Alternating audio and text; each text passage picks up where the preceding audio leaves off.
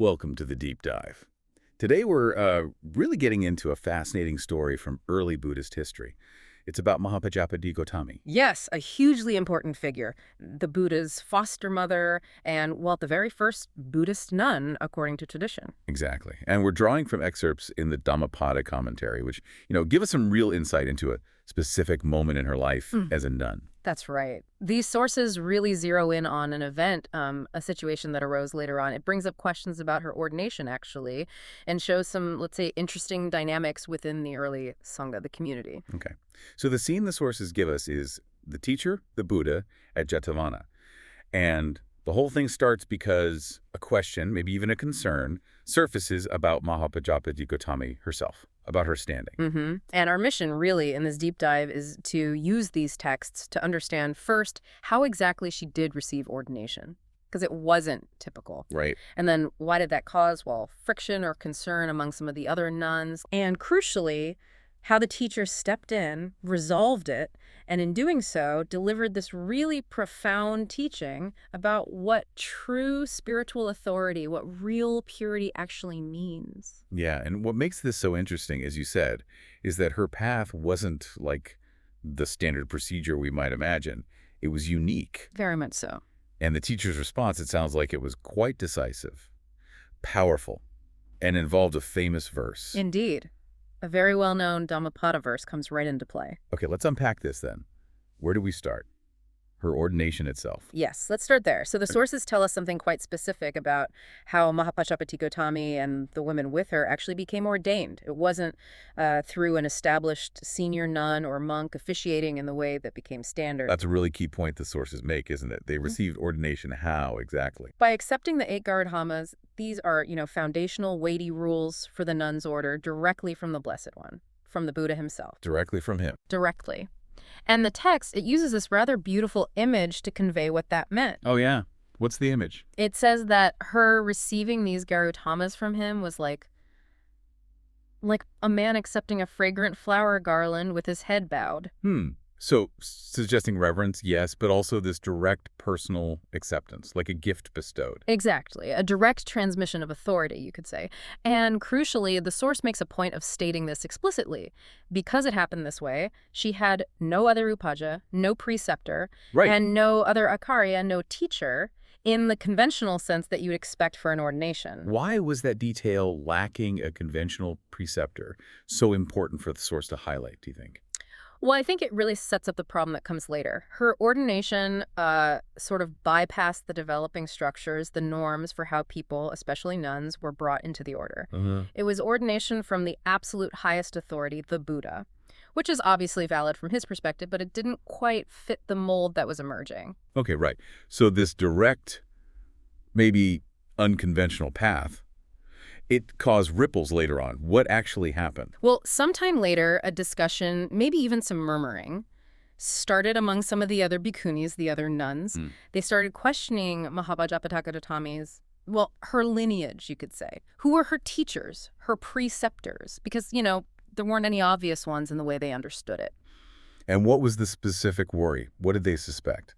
The source says their concern boiled down to this. It looked like she might have just taken the saffron robes herself, almost like a self-ordination, without the proper guidance or oversight from established figures. Okay, I can see how if you're part of that establishing structure, that might seem irregular, concerning even. Exactly. So what happened because of this feeling, this scruple?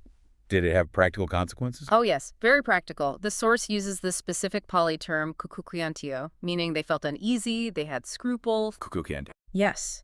And because of this scruple, this doubt, they did something quite significant. They refused to perform the upasatha. Which is the fortnightly confession and recitation of rules. That's the one. And also the pavaran, the ceremony at the end of the rainy season retreat, they wouldn't do these major communal ceremonies with her. Wow. That's basically excluding her from core community life, isn't it? That is. It's a major step. Isolating her ritually based on this doubt about her ordination's validity. It's a serious situation. Yeah. How did they try and resolve it? They couldn't just leave it like that. No, they couldn't. So these concerned bhikkhunis, they did the logical thing.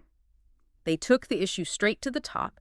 They went and reported the whole situation, the doubt, the refusal to do ceremonies directly to the Tathagata. To the teacher. Right, to the ultimate authority. And what was his reaction? Did he say, yes, you have a point, her ordination was a bit unusual? Not at all. Quite the opposite. His response, according to the source, was immediate. Yeah. It was direct and completely unambiguous. He stated flatly that he was the one who had given the 8 Garudhammas to Mahāpajāpatīgotamī, taking ownership. Total ownership. And then came that really powerful declaration you mentioned earlier, the one that just cuts through all the procedural questions. What did he say exactly? He declared, I myself am her Acharya. Her teacher. I myself am her Upaya. Her preceptor. Wow. Yeah, basically saying her lineage, her authority comes directly from me. End of discussion. He positioned himself as her sole, ultimate preceptor and teacher. But he didn't just assert his authority and leave it there, did he? He used it as a teaching moment. He absolutely did. He went deeper, explaining why their scruple, their kukuka, was fundamentally misplaced when directed at someone like Mahāpajāpatīgotamī. How so? He shifted the whole frame, away from the external process of ordination towards the internal spiritual reality. He explained that this feeling of unease, this scruple, it shouldn't be directed towards the kansavas. Kansavas, those who have ended the defilements, the enlightened ones. Precisely. Those individuals whose defilements are utterly destroyed, who are completely free from misdeeds, harmful actions of body, speech, and mind. And saying this right after they questioned her ordination? The implication is pretty clear. It's incredibly powerful, isn't it? By saying, essentially, you shouldn't feel scruple towards enlightened beings. In direct response to their concerns about her, he was effectively declaring that Mahāpajāpatīgotamī was a kasava. So her inner attainment, her spiritual state, trumped any questions about formal procedure. Exactly. That was the ultimate validation of her status. Her freedom from defilements was the real authority. And to drive this point home about true purity and who really deserves that highest respect, he recited that Dhammapada verse, verse 271. That's the one. The verse that defines who is truly worthy, who is a true Brahmana in the spiritual sense, regardless of anything external. Can I read it? Please do. It goes, one whose misdeeds by body, speech, and mind do not exist, who is restrained in these 3 ways, that one I call a Brahma. Okay, misdeeds and restrained. The commentary unpacks those terms a bit, doesn't it? To make sure we understand the weight of it. It does. It defines misdeed, dukkha, in Pali very clearly. It's described as blameworthy, savaja. Blameworthy. And as resulting in suffering, dukkudraya. And perhaps most seriously, it's the kind of action, kama, that leads to rebirth in the lower realms, apayasayavatanika. Wow, so a misdeed isn't just like a slip-up. It's fundamentally unwholesome, harmful action with serious consequences. Exactly. It carries real weight. And the verse says, restrained in these 3 ways. The source clarifies the 3 ways, tiharanihi, are body, speech, and mind. Standard categories. But what about restrained? How does it explain that? It explains restrained as meaning completely blocking the entry points for these misdeeds, blocking harmful bodily actions, harmful speech, harmful thoughts. The commentary uses another nice analogy here. Okay. It says it's like a door that's shut tight, closed off, preventing any of those misdeeds from arising or entering. It's an active, complete guarding of body, speech, and mind. I see. So putting it together, someone who has no such blameworthy, suffering-causing, downward-leading actions. Someone whose body, speech, and mind are completely guarded, like a closed door. Yeah. That person is who the teacher calls a Brahmana, a truly spiritually elevated being. Precisely. And in the context of this whole incident, he's applying this highest standard of inner purity directly to Mahāpajāpatīgotamī. Yes. The verse becomes the ultimate statement on the matter. Her spiritual state, her being a kasava, free from dukkha, fully restrained, that is her real qualification, her true authority. It overrides any concerns about, who signed her ordination papers, metaphorically speaking. It wasn't the external ritual or the lineage that defined her in the end. No, it was her inner transformation, her achieved purity. And the source mentions the impact this had on the listeners right then and there. It does. It wraps up by saying that at the end of this discourse, this teaching, many people in the assembly attained significant spiritual fruits, starting with stream entry, the first stage of awakening. So the teaching clearly resonated. It wasn't just about settling a dispute. It was a profound lesson on spiritual priorities. Absolutely. It landed with real power. Okay, so stepping back now from the specifics of this ancient story. Yeah. What are the big takeaways for us from this deep dive?